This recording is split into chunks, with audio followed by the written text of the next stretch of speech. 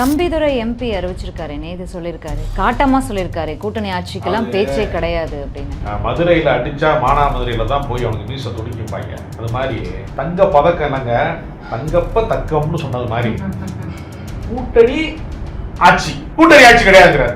என்ன ஒரு ஸ்பேஸ் விட்டுட்டு அந்த சவுண்டை கட் பண்ணிட்டு கூட்டணி ஆட்சின்னு சேர்த்து சொல்லாம எங்க கூட்டணியில இருந்து ஆட்சி அமைப்போம் அப்படிதான் சொன்னாரு. இதன் வழியாக எடப்பாடி பழனிசாமி தன்னைத்தானே ஏமாற்றிக் கொள்கிறாரா, அதிமுகவின் தொண்டர்களை ஏமாற்றுகிறாரா, இல்ல பொதுமக்களை தமிழ்நாட்டினுடைய வாக்காளர்களை ஏமாற்றுகிறாரா, யாரை ஏமாற்றுகிறார்? எனக்கு கிடைத்திருக்கிற தகவலின்படி அண்ணாமலை 84 சீட்டு பெற வேண்டும், 150 தான் அதிமுக இருக்கு.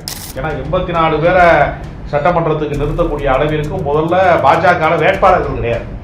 ஏன்னா அவங்க செலக்ட் பண்ணி வச்சிருந்த வேட்பாளர்ல பல பேர் ஜெயிலுக்கு போயிட்டான். படப்பை குணால இருந்து புளியந்தோப்பு அஞ்சலையில இருந்து பெரிய பட்டியல், மிகப்பெரிய பட்டியல்லாம் பூரா ஜெயிலுக்கு போயிட்டாங்க. பாதி பேர் போலீஸ் தேடுற பட்டியல் இருக்காங்க, கொஞ்சம் பேர் கட்சி நிர்வாகிகள் பட்டியலையும் காவல்துறையால் தேடப்படுகிற குற்றவாளிகள் பட்டியலையும் ஒரே பட்டியலாக மாற்றிய பெருமைக்குரியவர் அண்ணாமலை. அவர் மாற்றப்பட்டாரு.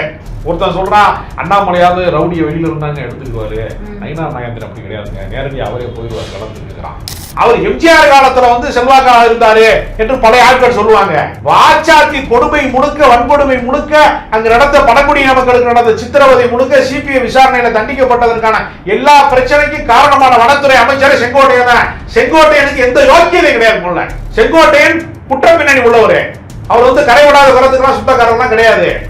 அவரால இந்த அரசியலை எதிர்கொள்ள முடியல, அதுதான் உண்மையை தவிர இவரும் அதிமுக காரலாம்.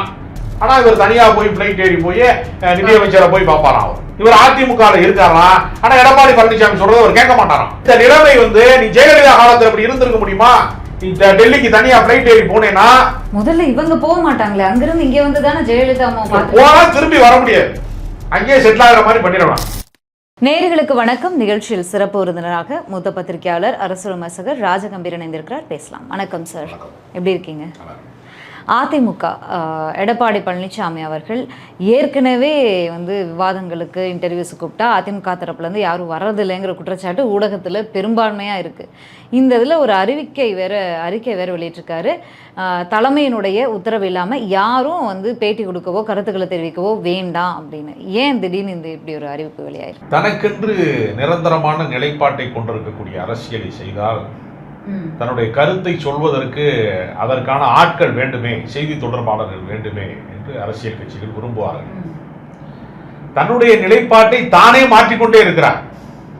நேற்று ஒரு பேச்சு, இன்றொரு பேச்சு என்பதை போல தமிழ்நாட்டினுடைய முதலமைச்சர் சட்டப்பேரவையிலே நின்று கொண்டு சொல்லுகிறார், இன்றைக்கு டெல்லிக்கு போறாரு எடப்பாடி பழனிசாமி, தமிழ்நாட்டின் உரிமைகளை மீட்டுவாரா என்று அவர் காலையில கேட்கிறாரு. இவர் மத்தியானம் சொல்றாரு, இல்லைங்க நான் அதிமுக அலுவலகத்துக்கு ஜன்னல் மாத்திரக்கு தான் வந்தேன், சிமெண்ட் பூசுனதை செக் பண்றதுக்கு தான் வந்தேன், பெயிண்ட் அடிச்சதை பார்க்க தான் வந்தேன், ஒழுங்கா பாத்ரூமுக்கு டயர் சுட்டிருக்காங்க எல்லாம் செக் பண்ண வந்தேன்ற மாதிரியே சொல்லி ஏமாத்திட்டு திடீர்னு போய் அமித்ஷாவை பார்க்கிறார். காலையிலேயே கொஸ்டின் பேப்பர் அவுட் ஆயிடுச்சு. இவர் சாயங்காலம் வரைக்கும் அதை மறுக்கிறாரு. மறுத்து விட்டு திடீர்னு போய் என்ன பண்றாரு, அங்க போய் அமித்ஷாவை பார்க்கிறாரு. பார்த்த உடனே இவர் அறிக்கை விட்டா பரவாயில்ல, அமித்ஷா அறிக்கை விடுறாரு, என்டிஏ கூட்டணியில் வருகிறாரு அப்படிங்கிறாரு. அப்புறம் சில நாட்கள் கழித்தது, அவரே தமிழ்நாட்டுக்கு வருகிறாரு. பிரஸ் மீட்ல அமித்ஷா மட்டும் பேசுறாரு. நாடாளுமன்ற தேர்தல் என்று வருகிற போது வேண்டுமானால் பாஜக தலைமையிலே ஒரு கூட்டணி என்று நம்ம அதை கருதலாம். இன்னும் ஓராண்டுகளுக்குள்ளே சட்டப்பேரவை தேர்தல் தான் வரப்போகிறது. அதிமுகவா திமுகவா என்கிற நிலைமை தான் வரப்போகிறது. எடப்பாடி பழனிசாமியா ஸ்டாலினா என்றுதான் போட்டி நடக்க போகிறது. ஆனா அவர் என்ன சொல்றாருன்னா கூட்டணி ஆட்சி வரப்போகுது என்று அவர் சொல்றாரு. பாஜகவிற்கு தமிழ்நாட்டிலே 4 சட்டமன்ற உறுப்பினர்கள் தான் இருக்கிறார்கள். அதுவும் அதிமுகவின் தயவினால் அவர்களின் தோள்களின் மீது ஏறி நின்று 4 பேர் ஜெயிச்சிருக்காங்க. இப்ப 4 சட்டமன்ற உறுப்பினர்கள் இருக்கிறவர்கள் எல்லாம் கூட்டணி ஆட்சி என்று கேட்டால் தமிழ்நாட்டிலே விடுதலை சிறுத்தைகள் கட்சிக்கு 4 எம்எல்ஏக்கள் தான் இருக்கிறாங்க. கூட்டணி அரசுக்கு அதிமுக ஒப்புக்கொடுமா? கூட்டணி ஆட்சி என்கிற பேச்சுக்கே இடமில்லை என்று செல்லூர் ராஜ் ஏற்கனவே அறிவித்தார்ல. அது யாரின் குரல்? செல்லூர் ராஜின் குரல்? அது அதிமுகவின் குரலா, எடப்பாடியின் குரலா, யாரின் குரல் அது? தம்பிதுரை எம்பி அறிவிச்சிருக்காரு, நேது சொல்லியிருக்காரு, காட்டமா சொல்லியிருக்காரு, கூட்டணி ஆட்சிக்கெல்லாம் பேச்சே கிடையாது அப்படின்னு. மதுரையில் அடிச்சா மானாமதுரையில தான் போய் அவனுக்கு மீச துடிக்கும்பாங்க. அது மாதிரி அமித்ஷா அறிவித்து 3 தினங்கள் கழித்து தான் அவருக்கு வந்து கொஞ்சம் கொஞ்சமா சுய நினைவு திரும்பினது மாதிரி. சிலர் சொல்லுவாங்கல்ல, அவர் வந்து நினைவு இல்லாமல் இருக்கிறாருங்க. 3 நாள் கழிச்சு திடீர்னு வந்து அவர் சொன்னதுக்கு ஒரு விளக்கம். தங்க பதக்கம் இல்லைங்க, தங்கப்ப தக்கம்னு சொன்னது மாதிரி.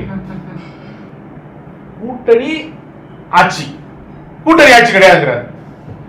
என்ன ஒரு ஸ்பேஸ் விட்டுட்டு அந்த சவுண்டை கட் பண்ணிட்டு கூட்டணி ஆட்சின்னு சேர்த்து சொல்லாம எங்க கூட்டணியில இருந்து ஆட்சி அமைப்போம் அப்படிதான் சொன்னாரு. இன்னொரு புதிய விளக்கத்தை எடப்பாடி பழனிசாமி சொல்லியிருக்கிறார். இதன் வழியாக எடப்பாடி பழனிசாமி தன்னைத்தானே ஏமாற்றிக் கொள்கிறாரா, அதிமுகவின் தொண்டர்களை ஏமாற்றுகிறாரா, இல்ல பொதுமக்களை தமிழ்நாட்டினுடைய வாக்காளர்களை ஏமாற்றுகிறாரா? யாரை ஏமாற்றுகிறார்? எனக்கு கிடைத்திருக்கிற தகவலின்படி அண்ணாமலை வந்து 84 சீட்டு பெற வேண்டும். 150 தான் வந்து அதிமுகவிற்கு. மீதம் இருக்கக்கூடிய 234 84 சீட்டை வந்து பாஜக பெற வேண்டும். பாஜக பார்த்து டிடிவி தினகரனுக்கு, ஓபிஎஸ்க்கு, இதர குழுவினருக்கு, ஏற்கனவே நாடாளுமன்றத்தில் தோற்று போன இதர இசைக்குழுவினர் அத்தனை பேருக்கும், ஜால்ரா வாசித்த இசைக்குழுவினர் அனைவருக்கும் பகிர்ந்து அளிக்கப்படும். ஏன்னா 84 பேரை சட்டமன்றத்துக்கு நிறுத்தக்கூடிய அளவிற்கு முதல்ல பாஜக வேட்பாளர்கள் கிடையாது. ஏன்னா அவங்க செலக்ட் பண்ணி வச்சிருந்த வேட்பாளர்ல பல பேர் ஜெயிலுக்கு போயிட்டான். படப்பை குணால இருந்து, புளியந்தோப்பு அஞ்சலையில இருந்து, பெரிய பட்டியல், மிகப்பெரிய பட்டியல்லாம் பூரா ஜெயிலுக்கு போயிட்டாங்க. பாதி பேர் வந்து போலீஸ் தேடுற பட்டியலில் இருக்காங்க, கொஞ்சம் பேர் வந்து கட்சி நிர்வாகிகள் பட்டியலையும் காவல்துறையால் தேடப்படுகிற குற்றவாளிகள் பட்டியலையும் ஒரே பட்டியலாக மாற்றிய பெருமைக்குரியவர் வந்து அண்ணாமலை. அவர் மாற்றப்பட்டாரு. ஒருத்தன் சொல்றான் அண்ணாமலையாவது ரவுடியை வெளியில இருந்தாங்க எடுத்துக்குவாரு, நயினா நாகேந்திரன் அப்படி கிடையாதுங்க, நேரடியாக அவரே போயிடுவார் களத்துக்குறான். அதனால 84 வேட்பாளர்கள் போடுவதற்கு வழி இல்லை. ஆனா 84 பேர் எங்களுக்கு வந்து சீட்டு கொடுக்க, 84 சீட்டு எங்களுக்கு கொடுக்கணும். அப்போ பாஜக அதிமுகவோட கூட்டணி அமைக்கிறதா, இல்ல பாஜக கூட்டணியில அதிமுக போய் இணைகிறதா? அப்படிதான், அதைத்தான் வந்து எடப்பாடி பழனிசாமி தெளிவுபடுத்தணும்னு சொன்னா, என்னோட ஆள் யாரும் போய் பேசிடாத, டிவியில பேசிடாத, விவாதத்துல பேசிடாத. ஏன்னா பதில் தெரியாத கேள்வியா கேட்கறாங்க, பதில் தான் நம்மகிட்ட இல்லையே. இல்லை, இப்போ தம்பிதுரை, செல்லூர் ராஜு போன்றவர்களாம் கூட்டணி ஆட்சிங்கிற பேச்சுக்கே இடம் கிடையாது. இதுவரைக்கும் திராவிட கட்சிகள் இரண்டுமே இந்த முறையை வந்து அறிமுகப்படுத்தினதே கிடையாது, தமிழ்நாட்டில் இதற்கு வாய்ப்பே இல்லைன்னு உறுதியாக சொல்கிறாங்க. அப்போ அந்த சொல்கிறதுல எடப்பாடி அவர்களுக்கு பிரச்சனை இருக்குது. அவரே கூட்டணி ஆட்சியை விரும்புகிறாரா, இல்லை அதற்கு 1969 அண்ணா மரணித்த போது அவர் கல்லறைக்கு போவதற்கு முன்பு தேசிய கட்சிகளுக்கு அண்ணா கல்லறையை கட்டிவிட்டு தான் அவர் கல்லறைக்கு போனார். தேசிய கட்சிகளுக்கு இனிமேல் தமிழ்நாட்டிலே எந்த ஆட்சி அதிகாரமும் இல்லை என்பதை மிகப்பெரிய விடுதலை போராட்டத்திலே இருந்து தொடர்ச்சி, அதனுடைய விடுதலை போராட்டத்தினுடைய தொடர்ச்சியாக இருந்த காமராஜர் போன்ற பெரிய தலைவர்களே தமிழ்நாட்டினுடைய மொழி போராட்டத்திலே தோற்கடிக்கப்பட்டார்கள். இந்தியை திணிக்கிற காரணத்தினாலே இனிமேல் நாங்கள் ஏற்க மாட்டோம், இந்திய வேணாம், இந்திய திணிக்கிற காங்கிரஸ் எங்களுக்கு வேணாம், மத்திய அரசாங்கம், ஒன்றிய அரசாங்கம் எங்கள் மொழியின் மீது ஒரு பண்பாட்டு படையெடுப்பை நடத்துகிறது, இந்த பண்பாட்டு படையெடுப்பை நாங்கள் ஏற்கவே மாட்டோம் என்று தமிழர்கள் வந்து விரட்டி அடித்தார்கள். அதன் விளைவாக 67க்கு பின்னால் திமுகவா அதிமுகவா 2 கரை தான். தமிழ் நதிக்கு 2 கரைகள் இருப்பது போல தமிழ்நாட்டு அரசியலினுடைய இந்த கரையில் ஒதுங்குகிறாயா, அந்த கரையில் ஒதுங்குகிறாயா, இந்த 2 தான் வாய்ப்பு. அப்படி ஒரு நிலைமை உருவாக்கிட்டார். அதனால செல்லூர் ராஜு பேசுகிறார் என்றால் அது அண்ணா போட்டு தந்த பாதை. எடப்பாடி பழனிசாமிக்கு தன் கட்சிக்காரனையே ஏற்றுக் கொடுக்கிற மனம் இல்லாதவர் எடப்பாடி பழனிசாமி. தன்னோடு ஏற்கனவே பயணித்த இணை ஒருங்கிணைப்பாளர், தன்னை வந்து அரசியலிலே வந்து உயரங்களுக்கு அழைத்து செல்வதற்காக பெரிய வாய்ப்பை வந்து கூவாத்தூரினுடைய ஜனநாயக திருவிழாவிலே தன்னை தேர்ந்தெடுத்த சசிகலாவில் இருந்து, டிடிவி தினகரன்ல இருந்து தன்னோடு பயணித்தவர்களே ஏற்றுக்கொள்ள மனம் இல்லாதவர் அமித்ஷாவை எப்படி ஏற்றுக்கொள்வாரு? ஒற்றை தலைமைனா அவர் வந்து தான் தான் தலைவர், என்னை தவிர இன்னொருத்த அரசியல் கட்சியில வந்து அதிமுக என்கிற கட்சிக்குள்ள தலைமை பொறுப்புக்கு வந்துடக்கூடாதுங்கிறதுக்காக ஓபிஎஸ் மேல வந்து பொதுக்குழுல தண்ணி பாட்டில விட்டு அடிச்சு விரட்டக்கூடிய ஒரு பெரிய மாவீரனாக திகழக்கூடிய எடப்பாடி பழனிசாமி அமித்ஷாவின் தலைமையை ஏற்றுக்கொள்வார் என்பது வேறு வழி இல்லை. விசாரணை வளையத்துக்குள்ளே சிக்கிவிட்டோம், அமலாக்கத்துறை வீடு வரைக்கும் வருகிறது. தன்னை யாரெல்லாம் தனக்கு பினாமியாக இருக்கிறார்களோ, தன்னுடைய உறவினர்களாக இருக்கிறார்களோ, சம்பந்தியாக இருக்கிறார்களோ, எல்லார் வீடுகளும் தன்னுடைய அமைச்சரவையில் இருந்த சகாக்களாக இருக்கிறவர்கள் எல்லார் மீதுமே வந்து அமலாக்கத்துறையினுடைய பாய்ச்சல் இருக்கிறது. முன்னாள் அமைச்சர்கள் மீதான வழக்கு பெண்டிங்ல இருக்கு ஆளுநர் மாளிகையில. அதற்கு அனுமதி தருகிறார்கள். தேர்தல் ஆணையத்தின் வழியாக இரட்டை இலையிலே ஒரு இலையை கூட மிச்சம் வைக்காமல் பறித்து விட்டு போக வேண்டும் என்று தேர்தல் ஆணையத்தை வைத்து அதை பறிமுதல் செய்ய வேண்டும் என்று நினைக்கிறார்கள் என்கிற அச்சத்தின் காரணமாக கோர்ட்ல பிடிவாரண்டு போட்டா என்ன பண்ணுவாங்க, போய் நிப்பாங்கல்ல கோர்ட்ல. அதனால கோர்ட் எனக்கு ரொம்ப பிடிச்சமான ஒரு இடங்க, நான் பிரியப்பட்டு தாங்க நான் போறேன் அப்படின்னு யாராவது சொல்லுவாங்களா? காவல்துறையில் விசாரணை வருகிறது. இப்போ சீமானுக்கு சம்மன் வந்துச்சு வளசரவாக்கம் பாலியல் குற்ற வழக்குல. அவர் போனார் இல்லையா, விரும்பப்பட்டு போனார். அதே மாதிரிதான் எடப்பாடி பழனிசாமி அமித்ஷாவை பார்க்க போனது என்பது அவருக்கு ஏற்பட்டிருக்கக்கூடிய நிர்பந்தம். இல்ல, முதலமைச்சர் மு க ஸ்டாலினுக்கு பொறாம கூட்டணி நாங்க மாபெரும் கூட்டணி அமைச்சிட்டோம், அவங்களுக்கு ரொம்ப பலமான கூட்டணியா நாங்க இருக்கோம் எதிர்த்தரப்புல அப்படிங்கிற பொறாமையில பேசிட்டு இருக்காரு முதலமைச்சர். வேடிக்கை என்னன்னா, வெற்றி பெற்ற அணியினுடைய தலைவராக ஸ்டாலின் இருக்காரு. 40க்கு 40 நாடாளுமன்றத்திலே வெற்றி பெற்ற ஒரு அணியின் தலைவராக ஸ்டாலின் இருக்கிறாரு. முதலமைச்சராக இருக்கிறார். 200 தொகுதிகளை வெல்வோம் என்று சொல்லக்கூடிய இடத்துல இருக்கிறார். அதிமுகவினுடைய வாக்கு வங்கியாக இருக்கக்கூடிய மகளிர் பெரும்பகுதி பெண்களினுடைய பேராதரவு அதிமுகவுக்கு பெரிய அளவுல உண்டு. அந்த வாக்கு வங்கியெல்லாம் இன்னைக்கு திசை மாறி மகளிர் உரிமை தொகையின் வழியாக, இலவச பேருந்து பயணத்தின் வழியாக, பல திட்டங்களின் வழியாக இடமாறி விட்டது. எல்லாமே திமுகவினுடைய வாக்கு வங்கியாக அதிமுகவினுடைய வாக்குகள் திசை மாறிவிட்டது. வெற்றி கணிப்பிலே இருக்கக்கூடிய எதிர்கட்சிக்காரன் எவனுமே வலிமையாக இல்லாமல் இருக்கக்கூடிய ஒரு அதிர்ஷ்டகரமான முதலமைச்சர் என்று சொல்லக்கூடிய அளவிற்கு எதிராளிகளே இல்லை. எதிரி கட்சிகள் எல்லாம் உதிரி கட்சிகளாக சிதறி கிடக்கிற இந்த நேரத்தில் வெற்றி பெற்றவர் யாராவது போய் தோற்றவர் மீது பொறாமைப்படுவாங்களா? பாஸ் ஆனால் எதுக்குங்க பெயிலானால பார்த்து பொறாமப்படணும்? நான் பெயிலாயிருக்கலாம், நான் ஒரு 10 மார்க் கம்மியாக எடுத்துருக்கலாம், நீங்க சொல்லுவாங்களா? எடப்பாடி பழனிசாமி எதிர்கட்சி தலைவருடைய வரிசையில் இருக்கிறாரா இல்லையா என்பதே வருகிற தேர்தல் தான் தீர்மானிக்கும். 28ஆம் தேதி இரட்டை இலை தொடர்பான அந்த விசாரணை நடைபெறுகிறது. எல்லாருமே ஆஜராகணும் அப்படின்னு தேர்தல் ஆணையம் உத்தரவு பிறப்பிச்சிருக்கு. எல்லாரும்னா யாரு? பிஜேபி காரங்களாம் சேர்த்தா சசிகலா அவர்களும் வழக்கு போட்டிருக்காங்க. வழக்கு யாரெல்லாம் போட்டிருக்காங்களோ அவங்க ஓபிஎஸ் இபிஎஸ் உட்பட அனைவரும். அப்போ இந்த இரட்டை இலைக்கு மீண்டும் ஒரு பிரச்சனை வருதுன்னு எடுத்துக்கலாமா? இன்னொரு விஷயம் என்னன்னா, மாநில விசாரணை கமிஷன்லேயும் கொடநாடு கொலை வழக்கு மீண்டும் துரிதப்படுத்தப்பட்டிருக்கு. ஒரு பெரும் சிக்கல்ல சிக்கியிருக்காரு எடப்பாடி பழனிசாமி. சர்க்கஸ்ல எல்லா பக்கமும் நெருப்பு எரியும் போது நடுவுல ஒருத்தர் நின்று விளையாடுவான் தெரியுமா?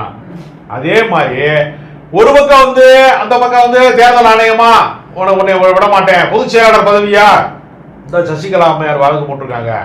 எல்லா பக்கமுமே பிரச்சனை. ஒட்டகத்துக்கு ஒரு பக்கமா கோணல்னு ஒரு கேள்வி இருக்கிறது. ஒட்டகம் திருமண பக்கம் பூரா கோணலா தான் இருக்கும். அந்த மாதிரி அதிமுகவினுடைய பொதுச் செயலாளராக இருக்கக்கூடிய எடப்பாடி பழனிசாமிக்கு எல்லா பக்கமும் திரும்பிய திசையெல்லாம் பிரச்சனையாக இருக்கிறது. இவ்வளவையும் தாண்டி பாஜகவை எப்படி கரட்டி விடுவது, பாஜக கூட்டணியிலே நீடிக்காமல் இருப்பதற்கு என்ன செய்வது? அவர் எஸ்டிபிஐ மாநாட்டிலே போய் பாஜகவோடு எனக்கு ஒட்டும் இல்லை உறவும் இல்லை, வருகிற சட்டமன்ற தேர்தலிலும் எனக்கு இல்லை என்பதை மன உவந்துதான் சொன்னார். இஸ்லாமியர்கள் கூடி இருக்கிறார்கள் என்பதனால அவர்களை ஏமாற்ற வேண்டும் என்கிற திட்டத்தோடு அவர் பேசினார் என்று நான் நம்பல. அவர் முழு மனதோடு தான் சொன்னார். அவர் பாஜக அல்லாத ஒரு அதிமுக தான் இருக்க வேண்டும் என்றுதான் அவர் விரும்புகிறார்.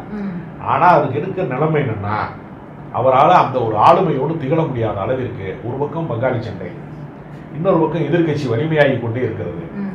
இரண்டுக்கு நடுவுனே நீந்த முடியாத ஒரு நிலைமையில இருக்கிறார். நெருப்பாற்றிலே நீந்தி கரை சேர வேண்டிய நிலைமையில அவர் இருக்கிறார். அதனால எடப்பாடி பழனிசாமியினுடைய இந்த சமரசம், பாஜகவோடு அவர் வைத்துக் கொண்டிருக்கக்கூடிய சமரசத்தை கட்சியின் தலைவர்கள் ஒப்புக்கொள்ளலாம், கட்சியினுடைய அடிமட்ட தொண்டர்கள் ஏற்றுக்கொள்ள மாட்டாங்க.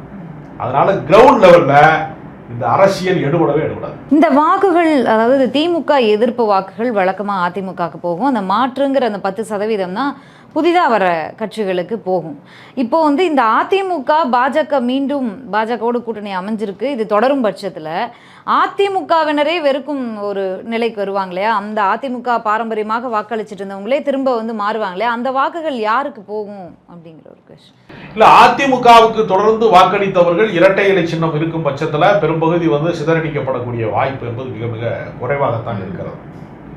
அப்படி ஒருவேளை அவர்கள் என்ன நினைப்பார்கள் என்றால், அதிமுக இனி தேராது என்று நினைக்கிறவர்கள் அவர்களுடைய வாக்கு வங்கி என்பதை புதிதாக வரக்கூடிய அரசியல் கட்சிக்கு சில பேர் வாக்களிக்கலாம். இளைஞர்களாக இருக்கிறவர்கள் விஜய் கட்சிக்கு தமிழக வெற்றி கழகம் மாதிரியான கட்சிகளுக்கு வாக்களிப்பதற்கு ஒரு வாய்ப்பு இருக்கிறது.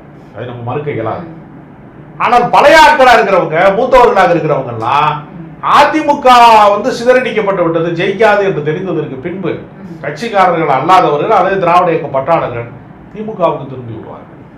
திமுகவினுடைய வாக்கு வங்கி இன்னும் பலப்படக்கூடிய வாய்ப்பு அதிகமாக இருக்கிறது. ஏனென்றால் எதிரிக்கு வாய்ப்பளிக்க கூடாது.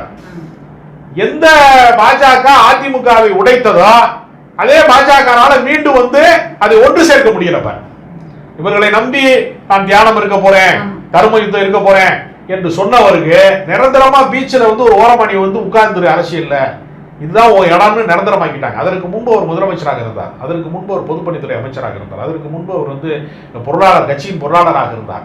அவருடைய எல்லா அரசியல் செல்வாக்கையுமே பாஜகவை நம்பிய காரணத்தினால ஓபிஎஸ் என்பவர் வந்து 0 பன்னீர்செல்வம் ஆயிட்டார். பன்னீர்செல்வமாக இருந்தார். அதுக்கு முன்னாடி புதிய கட்சி தொடங்க போறாருன்னு ஒரு செய்தி வந்திருக்கு. அவருக்கு பின்னாடி புதிய கட்சிக்கு யாரு போவா? அவருடைய செல்வாக்கு மிக்க தலைவரா? ஒருவேளை அவர் செல்வாக்கு மிக்க தலைவராக இருந்தால் அவர் தொகுதியில் நின்று நாடாளுமன்றத்தில் வெற்றி பெற்று காட்டிருக்கலாம்ல, பாஜக மதித்திருக்கும்ல.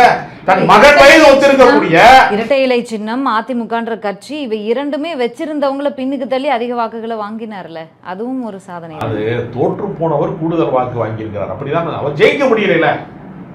அவர் வந்து அதிமுகவுக்கு ஒரு எதிர் நிலைப்பாட்டு அரசியலை தான் அவர் அங்கே எடுத்தார் ராமநாதபுரத்தில்.